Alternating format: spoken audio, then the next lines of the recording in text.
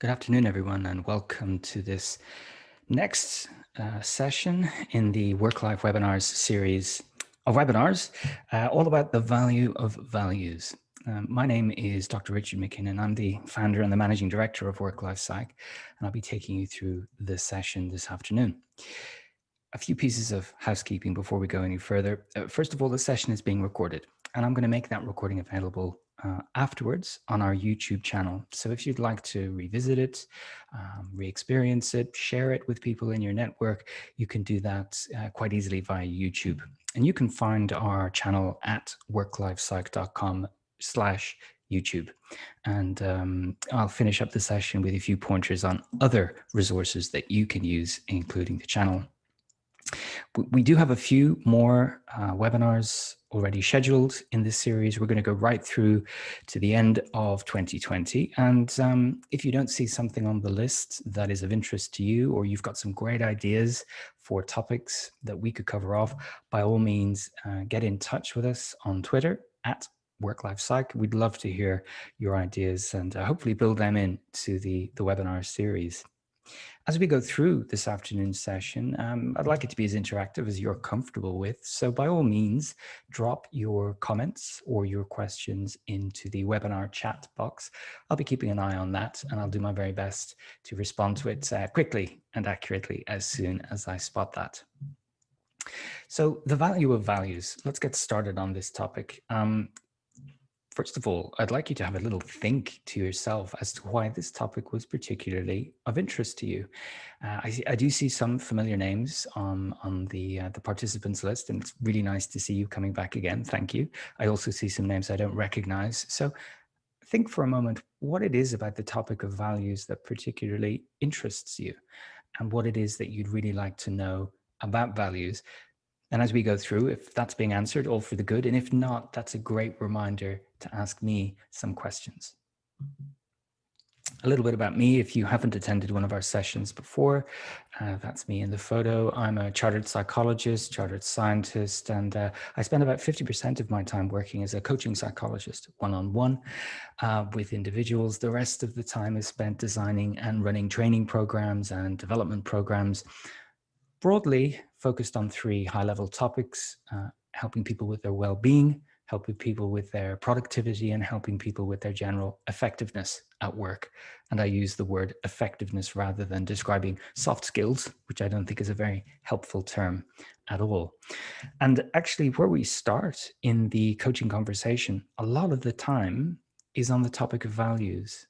Not regardless of what an individual might ask me, but we frequently get down to talk about values because they're really fundamental to what we want from life and how we interpret what's going on around us. And so I thought it would be a good idea to put a session on today about this fundamental topic, also because I've observed that we don't give an awful lot of thought to values unless prompted.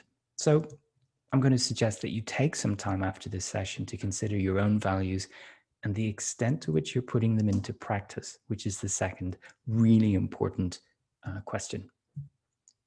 A little bit about us, and you can find out all about what we do at worklifepsych.com, but we're a team of accredited and experienced occupational psychologists. Experienced is standing in for getting older there, potentially, but we're all accredited. We all have experience of working in varied organizational environments. And as I said, we provide coaching, training, and development programs. And we do work globally, and not just remotely like we're doing things now in the middle of a pandemic, but in the 6 years since we started, I've been running sessions with individuals and teams all over Western Europe, Eastern Europe, Southeast Asia, and so on. So we have some great experience of working in very different organizational and cultural environments. The first of our questions has popped up there. I'm going to mention it now, and I definitely will come back to this later on because it's fundamental to what we're talking about. The question is, are values inspirational or should really and specifically express how we behave? The short answer to that is yes. And I'm going to explain what I mean by that very, very shortly. And thanks for that question. The webinars that we've got booked in the remaining seasons so far are all detailed online at worklifepsych.com/webinars. We've got today's one about values. In a couple of weeks' time, I'll be returning to talk about psychological flexibility. And values play a big part in our capacity to respond to things in our environment in a psychologically flexible way. And you'll understand more about that by the end of this session. But if this interests you today, then the next session is going to really interest you and give you some very practical tips as to how you can improve how you deal with challenges and setbacks and the day-to-day things that can prove a little bit difficult. And then I've got a guest joining me on the 8th of October, Pilar Ortiz. If you listen to our podcast, you'll recognize Pilar's voice. She's an expert in online collaboration, and we're going to be talking about some principles to improve team effectiveness by using online platforms and the culture, principles, ways of working that are really important, kind of regardless of the platform that you use. As I said, if you've got ideas for future events, and we will have them listed soon, but any thoughts, any suggestions, please contact us on Twitter, and we'll do our best to build them in if it's something that we have experience in. So what we're going to be talking about today is getting down to the basics of what values actually are. I'd really like to explain to you why it is that they matter and show how they have an impact across lots of our experience, life, the workplace, our personal experience, and then talk a little bit about how we can get more clarity on what our values actually are, because we will each have, if not a unique set, we will have differences as to what we consider our most important values. And there's some very simple things that I can explain for you to do after this session, while you're still interested in values, to bring a little bit more clarity to what it is that they are. So you can then, as I'll explain, put them into action. And it's super important that we're able to make that connection between what we feel is so important to us and actually living those things, not just having them as beliefs, but putting them into practice. And that is what makes all the difference. So what are values? Before we start talking about getting clear on them or how to put them into practice, I want to run through some of the qualities of things that represent our personal values. So the most important distinction, I think, because it can get us into trouble later on, is to point out that values aren't rules that we need to follow or abide by. They're guiding principles. The things that we find are very important to us, but they have a flexibility to them. They can be interpreted differently depending on the context we're in. And it's our job to interpret what's a good match for the context, the challenge we're in, and how we interpret that value and put it into practice. And the problem can arise when we view them as rules, and then we can either punish ourselves or punish other people when we don't feel the rules are being followed. So values are flexible. That's the first important thing. And therefore, values are not laws. So our values set could be quite different to the law, the legal framework in which we find ourselves in. It might reflect different aspects of that, but we don't apply our values like law enforcement, where the legal profession would apply the law. These are also aspirational standards, but they're not goals. We really want to live up to these values. So maybe one of your values is a family focus. And maybe one of your goals is to get a promotion. Well, when you secure that promotion at work, that goal is achieved and you can put a tick in the box. However, it's very unlikely that you'll wake up one day and say, I've done enough family focus so far, and tick a box. That's really not how values work. So we want to make that other distinction between things that can be achieved and ongoing areas of focus, things that we want to live up to. And no matter how maybe family focused we are, we might always think there's a little bit of room for improvement. No matter how professional we are or compassionate we are or creative, and exposure to beauty and nature, and all of these could be values. They're things we want to have more of in our life. They're also our values. So they're not going to be shared by other people necessarily. And it's actually an important point I want to return to later, that our values may not be shared by the people around us, even the people close to us.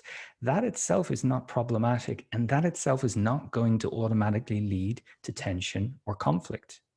In fact, understanding other people's values can be a great way to build on relationships and improve the quality of cooperation and collaboration, because we're learning more about what really matters to the other person.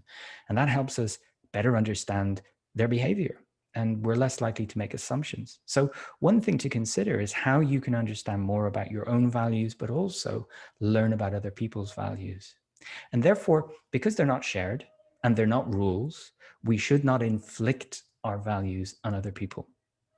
Our core job is to live up to our own values, not make others live up to the same values. Now, we might express or feel some disappointment if others don't share our values or don't live up to them in the same way, but it's not our job to change their values, but maybe to explore why they view things differently and see, is it really that big a difference? All of us on this call this afternoon could have different values that may result in the same positive, helpful behavior. Or we might say we have a shared value. All of us, there's 14 people on this call right now, all of us might have a shared value, and yet our behavior could look quite different. So we don't want to try and impose them in a rule-based way on other people. And they come about from our cumulative life's experience. So many things that we go through, whether it be our childhood, our education, our various relationships, they grow over time from the people who have influence in our life, like parents and teachers and good friends, from our cultural environment. It's a cumulative thing. We can't say there's one point in time when, yes, that's the values agreed, set in stone, and they are pretty stable over life. Now, let me come to the question in the chat there. How to inculcate values in a child who is 3 years old. Once we put the values into subconscious mind of the child, will it be permanent throughout the life? Well, this is the thing. We don't put values into a child. We role model values, and in a way that we would hope that other people, children included, will see the positives of and absorb them, but they may not end up with exactly the same value set. And that is not a failure of anyone, and it's not necessarily a bad thing, because we want to make a distinction here as well between values and morals. You know, they're things that are right and wrong, like rules. So let's remember, values are expressed flexibly and on a continuum or a spectrum. So role modeling and being consistent in the expression of those values. We want to avoid the situation, as we say in English, we want to avoid the do as I say, not as I do tension. We want to live up to those values if we want other people, children included, to share them. And because they're fairly stable over our lifetime, they don't tend to change enormously. What we will find, though, is that we might emphasize different values at different stages in our life. So while it might be really important at the age of 18 or 20 or 25 to experience lots of adventure, fun, new experiences, that may be dialed back, dialed down, less important later in life, whereas something like family focus or thinking about a legacy or making a contribution to community, that might become more important over the lifetime as we age and as we get experience. But broadly speaking, we're not talking about a skill which we can acquire relatively quickly. We're talking about cumulative experience that gives us this perspective as to what's really important to us and what we want more of. Now, while they're stable, they may not be clear. These are two different things. So again, I'll underline the point. It's really useful to spend some time getting clear on your values so that you can then use them to navigate various situations. And I'll share a few of those in a few moments.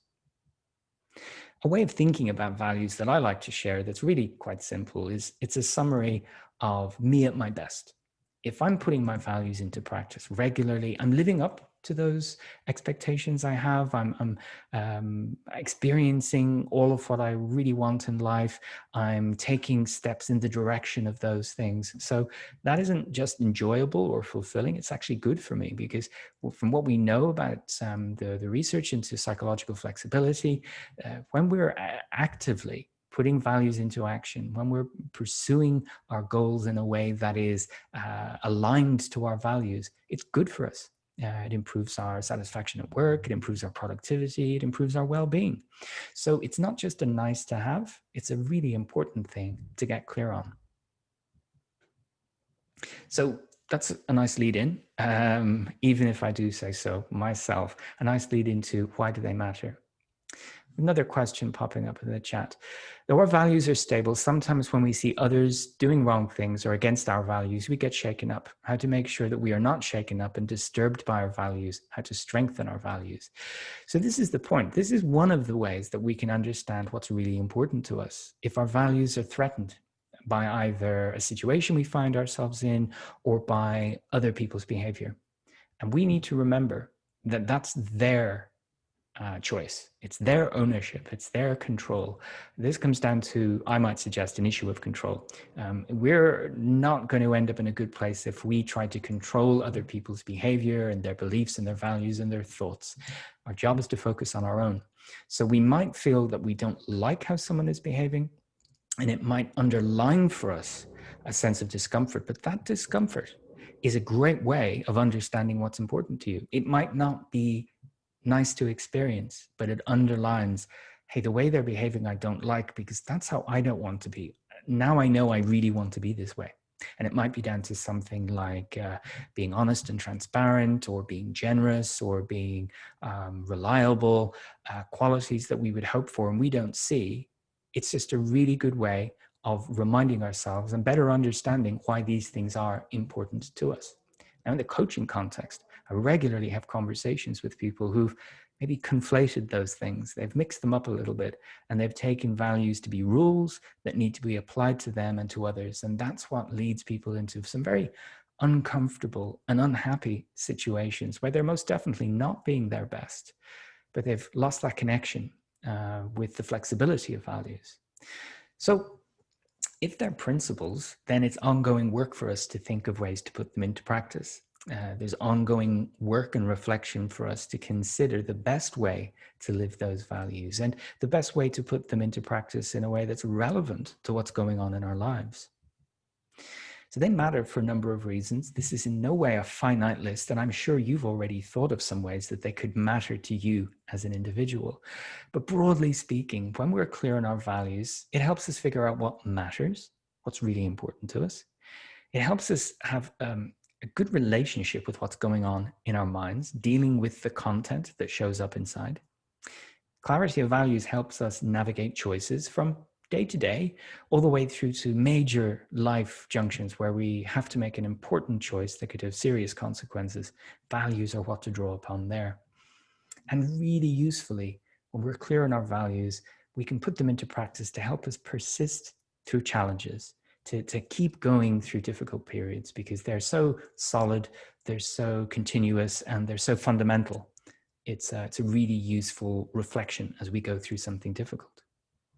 So figuring out what matters. Well, what do I mean by that? Well, it boils down to priorities. And many of us are experiencing this at the moment and have been, say, for the last 6 or 7 months.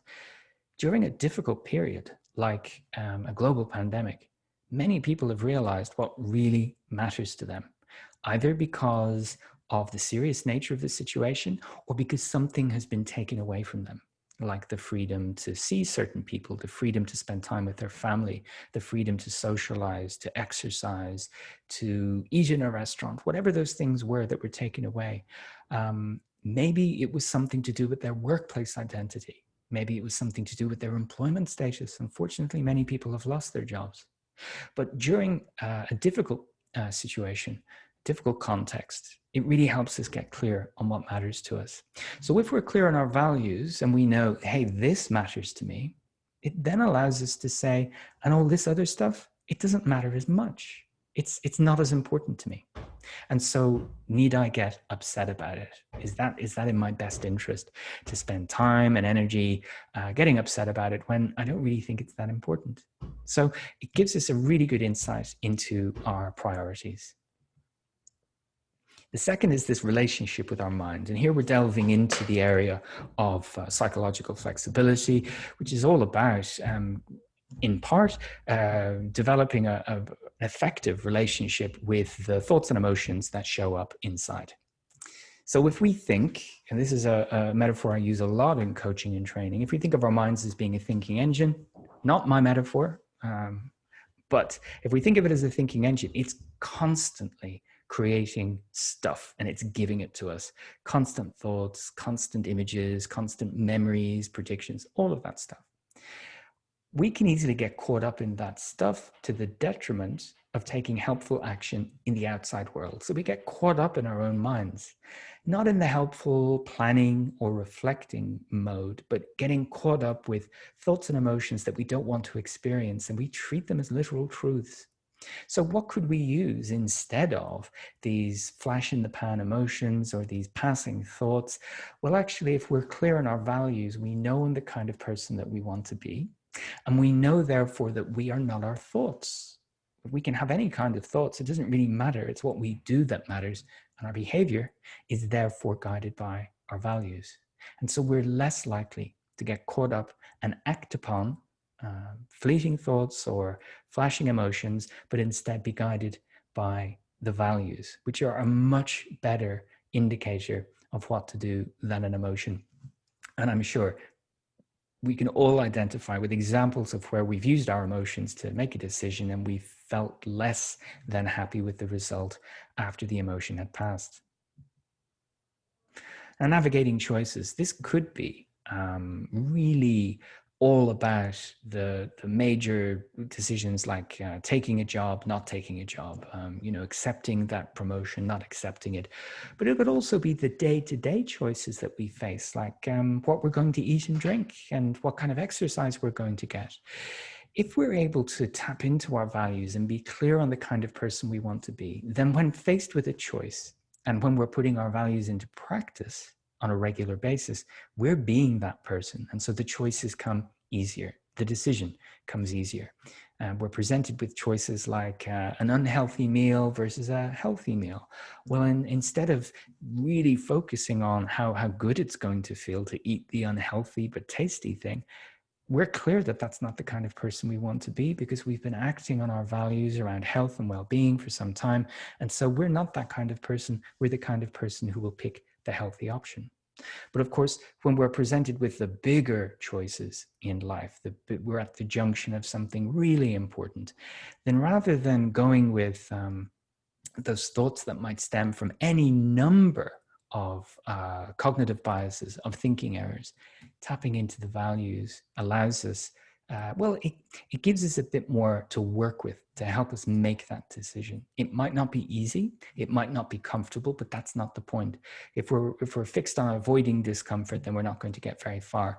So frequently when we're making the big choices, our values help us make the difficult and uncomfortable choice, but they're a bit more evidence on that side of things. Let me return to the chat. There's a couple more questions have popped in, and thanks for those. How do we keep our thinking patterns in line with our value system? Well, the short answer is we don't. Trying to control our thinking is a little bit like trying to control a waterfall or a river by getting into it and pushing against it. The best thing that we can do is focus on our behavior, which is what really, really matters, and allow those thinking patterns to go in the direction they want to go. Because like I say, we have a thinking engine in our mind that is giving us lots and lots and lots of thoughts. If I put it to you this way, how many thoughts have you had since you woke up this morning? How many of them were helpful? How many do you remember? How many were things that you would repeat to people in public? It's a constant stream of stuff.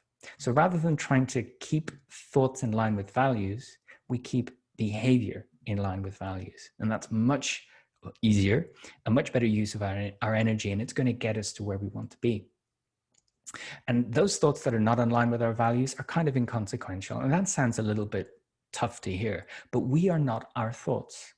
We can have any kinds of thoughts. What really matters is what we do, how we respond to what's going on around us, how we self-manage, not how we control our thoughts. Trying to control thoughts means that we will sort of retreat into our minds and wrestle with them. And to put it another way, the mind is always stronger than us. So that's a wrestling match that we will lose.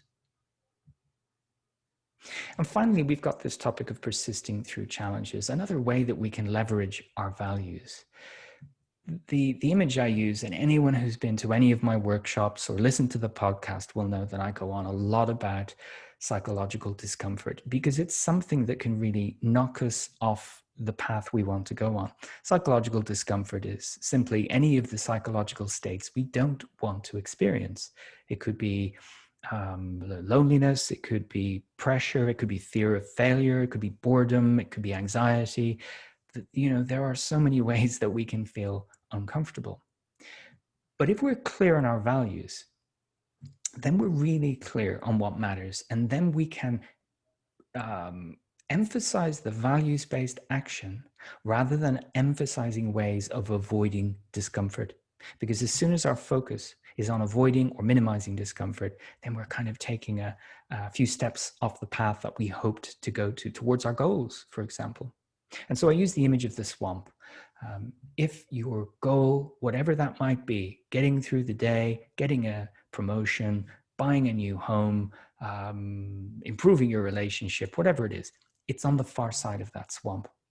And so to attain that goal, you need to get through that swamp. And this swamp is not dangerous, but it's smelly, it's dirty, it's really, really unpleasant.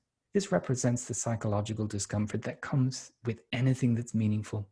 If you think about all of the meaningful, important things that you've done in your life, whatever they be, educational, personal, relationship, work-based, they've come with an element of psychological discomfort. And if you had avoided all of those episodes of discomfort, well, you wouldn't have achieved what you have achieved. But it's very easy to get caught up in avoiding the discomfort in the moment. When we look back, oh, that's much easier. We've got the benefit of hindsight. So in the moment, tapping into our values allows us to say, don't like the swamp, don't like it, but it's not permanent, it's not forever, it's temporary, it's not dangerous, it's not painful, I just don't like it. And the reason why I'm getting into the swamp in the first place is because I'm the kind of person who ... your values. So it's a really great way of persisting with, for example, the discomfort that comes with behavior change. Any new habits you want to develop, any changes to your patterns, your diet, your exercise, your study, they'll all come with an element of discomfort. So rather than trying to reduce the discomfort, emphasize the values, the kind of person that you want to be. I've got a question in the Q&A. Do you think one's values align with one's education/intelligence? That's a very interesting question. In part, for sure, your values will be a function of the education that you've received. They'll be a function of the educational experiences you've been exposed to, the kinds of people who've had an influence on you, who've spent lots of time with you, for sure. Intelligence, I'm not so sure. I have not encountered any evidence that says they're a function of our cognitive ability. And it can often be unhelpful to reduce a lot of these questions down to something like an IQ score. It might be that someone is incredibly in touch with their values and knows what matters to them and puts them into action, having had no formal education, and maybe doesn't do so well on a traditional IQ test. It's not what's important here. It's about understanding what they are, having clarity of what they are, and then putting them into action. Now, the question often comes up about other people. And I started by saying it's really important that we know that our values are ours to live, and it's not our job to control other people. We can role model, we can set expectations, we can have conversations about what we want, absolutely. But it's not our job to set other people's values. So what happens when we have to work closely or have close relationships with people when their values differ from ours? Well, if we explore difference through the lens of values, we're then less likely to explore difference in terms of good, bad. As in, well, I'm obviously the good person here and you're different to me, so therefore you're bad. Or just looking at their behavior and deciding we know where the behavior came from. It's really useful to explore difference through the lens of values because it leads to a very, very, very different kind of conversation about what's meaningful, what's important, and why people behave the way they do. I'll pause for another question that's come up. I am mindful of time, though, so we may have to skip some of these, but thank you for all these questions. Though two children are brought up in the same environment, develop different value systems. So are some values inbuilt, or all values based on our experience? It's going to be a combination of all of those things. We're not talking about something that's purely genetic. We're not talking about something that's purely experiential. It depends what you mean by experience as well. I may not experience some of the things that have happened in the world, but I might read about them. I might hear about them. I might watch things on TV. So it's that cumulative what I've been exposed to. And it's a great question because I'm not aware of any twin studies, those classical twin studies that look at the development of values, but it is an interesting area to look at. So I want to underline that we don't assume we'll have conflict where we don't have shared values. In fact, different values, a diversity of values can add richness in working relationships and relationships in teams, but when we understand them. So when we have a discussion about them, and then your value set can be completely different to my value set, and we can do tremendous work together, it's not a problem. Another really frequent question I get is about organizational values. So my organization has these values, they put them on the mouse mats, they put them on the mugs, they put them on the posters. What if they're different to mine? So my first kind of cynical answer to that is that most organizational values are really positively stated, and they're really quite bland, so that many people can get behind them. It's largely unlikely that you won't be able to see the good in those values. And so while they may not be your top most important values, they might be values that you're not against. And so you're not going to be motivated to work against those values or find an awful lot of tension between them. However, from time to time, there will be situations where someone's discomfort and lack of connection with their role in their organization can be explained by a disconnect between their personal values and the values of the organization, because they find themselves unable to live those key values at work, or they find that their values, more importantly, are being challenged on a regular basis by the environment that they find themselves in. Now, there's no simple answer to this challenge. It's a case-by-case thing. But I would say to anyone who's wondering, oh, I don't like my job, or I don't like my organization, or I'm ambivalent about my career, one line of inquiry could be values. Well, what's really important to me? And am I actually living this? Am I experiencing this in the workplace? Or are my values that are really important to me, are they being challenged on a regular basis? And is that the discomfort that I'm feeling? But in summary, you don't have to have an absolute overlap with the organization's values. My question to organizational leaders would be, actually, are your values, now that you've decided and printed them, are they actually being lived? And it may be, once you think about it, that you're not seeing the values around you. And that's the thing that you're less happy about. So hopefully I've illuminated this a little bit and instilled a bit of interest in wanting to know more about your values. And I'm talking about clarity here. So I'm not talking about discovery. You'll know your values in some way. But as I've said, many of us don't take the time to sit down and dedicate some attention to figuring this out and to getting a little bit of clarity on it, especially when it's situations where values have been challenged and we get to the far side of that and we kind of just want to move on. We don't really necessarily want to reflect on that situation. So we can get clarity in any number of ways.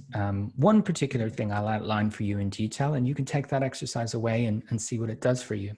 But we can reflect on when, the first point I'm making there, reflecting on what works. When am I at my most fulfilled and my happiest and my most productive? And when am I finding things are just going well? What aspects of myself am I bringing to the fore? What kind of person am I?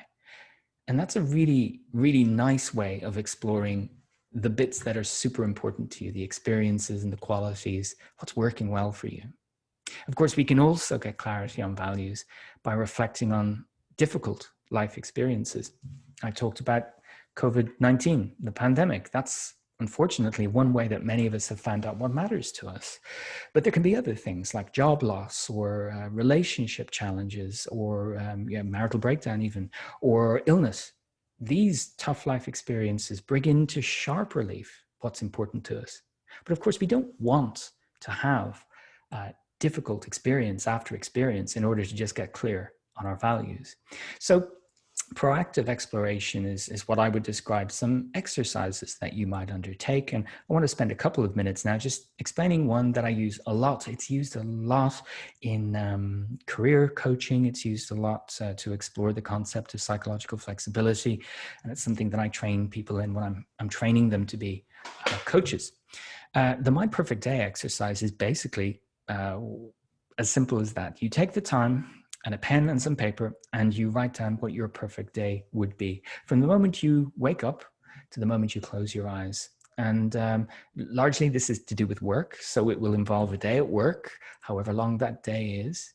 But instead of focusing on things like the name of the company you'll be working in, or the grade or seniority you will have, it can be really illuminating to write instead about how you spend your time, what kind of people you spend the time with, what skills you're putting into practice, how you're feeling fulfillment.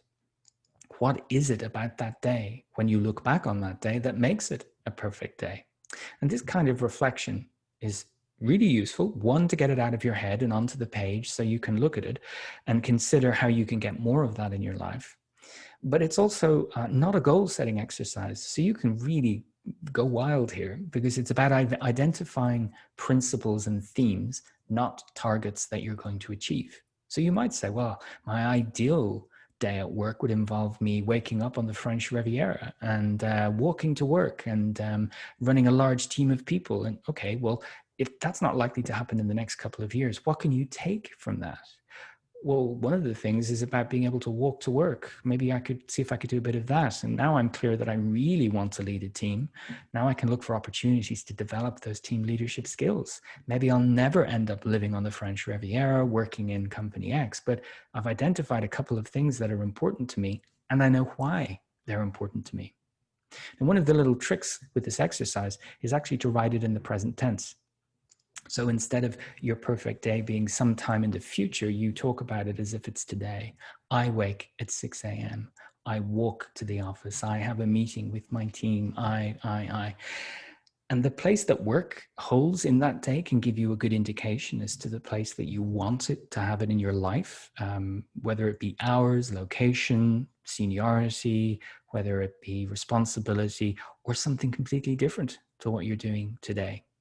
But exploring things through that My Perfect Day lens is one really great way of identifying what really matters to you. But I want to underline, it's not to set goals, so you don't have to live up to this. It's just a way of finding out what really, really matters. So once you know what your values are, once you know with clarity, and you've boiled that down to say some words. Now, values are going to be expressed in language. It can be useful to express them as a word or two, nothing really complex, and a fairly small set of the most important values. So you might end up with a list, maybe up to 10, let's say, words that represent what it is that you want in life. And that I want to really underline, apart from goals, they could be anything. I want career success. I want compassion. I want appreciation of nature. I want balance and harmony in my life. You could have anything in there. But once you've identified them, then it's not enough to have a list. It's not enough to have a piece of paper with them written down. It's then about putting them into practice. The most important thing when we think about values into action is not the great demonstrations to people. But look how values aligned I am. Look how good I am. Look at these big, big gestures I'm making. No, instead, what's much more likely to stick are small, symbolic examples of values into action on a daily basis. So if one of your values is around your health and your well-being, putting that into action doesn't necessarily mean training for a triathlon. It could be getting off the bus a couple of stops early and walking the rest of the way to your workplace. Take you a little bit of time. It's a little bit of exercise, but it's you expressing that value as behavior. And that's what's really important. I'm reminded of a leadership program I ran a number of years ago for some engineers. And one of the guys around the table when we were doing this exercise said, something I think I could do every day that's small is when I'm leaving home in the morning is tell my wife I love her, because it's something I think a lot, but I don't really do it. And I think saying it out loud is what's going to make the difference. So very small things done consistently, done frequently, will get you that connection with the values almost certainly more than one huge thing that is not going to be done with as much regularity. And of course, when you're making these small changes and you're doing values aligned behavior, whatever that is, on a regular basis, you have to think less about what's important to me, what kind of person do I want to be, and focus more on I am being that kind of person. Each day, in some way, I'm being that kind of person. And that feels good, and it's good for us. So values into action, a very simple little way of looking at this is to get clarity on the values. And then you could do this starting today. Once you've clarified your top, let's say 10 values, pick one of them. You might look at it and say, this is one that I've drifted from a little bit. It's still something I aspire to, but I'm not doing it right now. But that could be for so many reasons. And we can drift from our values if we're not paying attention to them. That can feel uncomfortable too, and that's okay. You can make the commitment to get back into it. You might select a value that you think could benefit you and the people around you. Or depending on what's going on in your life, you might pick one that you are already very comfortable with, but you want even more of, and you're looking for an opportunity to put it into practice. But pick one and be clear on why you're selecting that particular value. And then identify a rationale for why you want more of it in there. By putting this into action, what do you think it's going to do for you? So the walk instead of the bus, well, that's an expression of an investment in my health and my well-being. And I think it's going to help me remain healthy, and that will help me look after the people in my life. And then we've got to put small, doable, regular behaviors into practice. So not the big gestures, but something small that you can replicate. That is, if not symbolic, a little bit more than that, but not much more than that.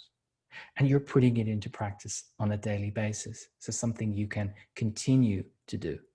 Now, there's not just one recipe for this. You may pick a value for a week or a month and look at different ways of putting it into practice on a regular basis. But doing the same thing is easier, and you can look for different opportunities to do the same thing. You can be flexible with it, of course, but the main point here is that you're doing it with intent. You have a good reason for doing it, and you pay attention so that you notice the difference. What difference does it make when I walk to work? What difference does it make when I take the time to ask my colleagues how they feel in the morning? What difference does it make when I get home from work on time? Noticing that difference can then reinforce the benefits and the rationale for living this value more frequently. So we had an episode all about focusing on values back in episode number 53 of My Pocket Psych. That's the podcast that comes out every 2 weeks. You can find that on all of the podcast platforms, I think. But if you can't, it's also on our website at worklifepsych.com/podcast. As I said, this recording will be up on YouTube very shortly. And by way of transparency, we've literally moved offices, so it might not be this afternoon before we're able to get that online, but do check back.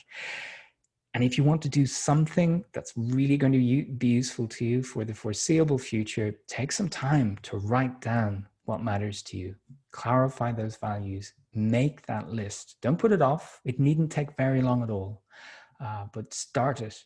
And once you've made a start, you're on that journey. And hopefully now you'll appreciate a lot more about the value of values.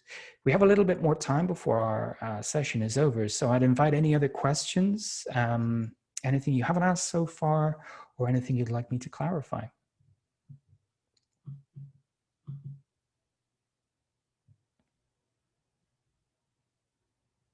While you're having a think and while you're typing, I'd like to thank you all for joining us.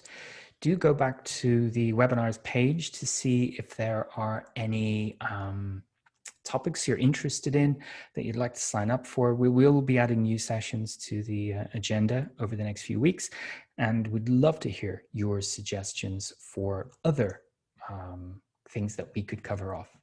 I've got a request to go back to the previous page. Let's go back to that. Sorry. There we go. Values into action slide. Final question then, how does writing the perfect day help? I mean to say, how does it help our brain? Well, it's not intended to help our brain. It's intended to free up our thinking. So instead of focusing on a day-to-day that might be full of limitations and frustrations, if we could imagine having the things that are really important to us and being able to express those and live those, that would be a perfect day by definition. It's not about working towards that and saying, that's the goal I've set for myself. It's much more about freeing up your mind to think about possibilities, to then identify some themes. Just had, okay, the final question then in the Q&A box. What are your company's values and how you show them in daily life? Well, I can tell you one of them really clearly that comes out a lot, and that's our focus on doing what works. Being evidence-based practitioners means that we will and do regularly turn down work that is not aligned with science, that has no basis in science, that's not going to be helpful to anyone. It might be a popular thing. We won't necessarily do it. We use methods that are grounded in science and grounded in evidence. And this is a good example because it can frequently lead to some uncomfortable conversations and uncomfortable situations. And maybe a second example would be the many, and I suppose it's a good thing, but the many approaches we get from PR agencies to get people to come onto our podcast to talk about their new book. And it doesn't take long at all to spot that, the vast majority of the books are not grounded in science, but they make great claims. So no matter what that might do for our exposure, we invariably say no to those because we really want to focus on the stuff that works. So hopefully that's given you an insight into one of our values. And there's a big overlap with my values too, because I founded the company. So I'm focusing on doing what I really enjoy doing. But that works for me. That's not a suggestion that everyone needs to start their own business. Okay, thank you everyone for joining me this afternoon. It's been great to answer your questions. I hope you found it useful. Do revisit the YouTube page to have another look at this content, and do get in touch on Twitter with your suggestions for future events. Thank you and bye-bye.